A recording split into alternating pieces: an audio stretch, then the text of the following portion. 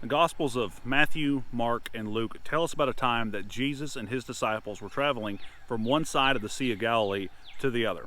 Now, while they were on that journey, Jesus was taking a nap in the boat. And while that was going on, an incredibly dangerous and perilous windstorm arose on the water. Now, the disciples, and some of those guys were experienced fishermen, were so afraid for their lives. The boat was getting swamped. There's water coming over the sides. They didn't know what to do. And so they cried out to Jesus to help them. Lord, save us. Master, we're perishing. And they even asked him if he cared.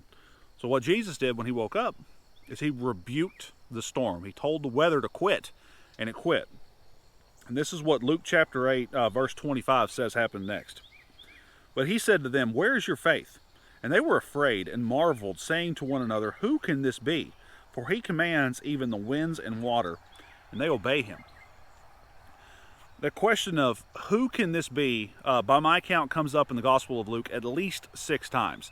As Jesus is going from town to town and place to place, teaching and preaching and performing miracles, he's changing people's lives and proclaiming the kingdom of God as he's going about. And everyone wants to know, who is this? Who can this be?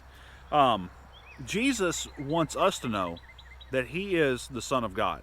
He is here to live and die and pay the price for our sin debt, the price that we couldn't pay on our own, to reconcile us back to God, so that we could have that proper relationship, just like God intended, so that we could have that relationship with God.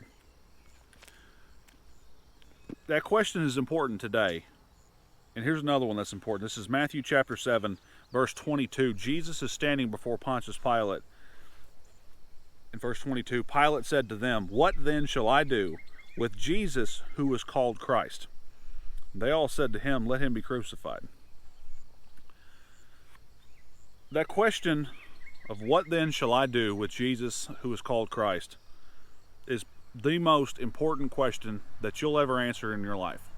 You need to know who Jesus is, and you need to know what you're going to do with him. Will you make him Lord of your life? Will you surrender your life to him? And it's not just a part of your life, it's everything.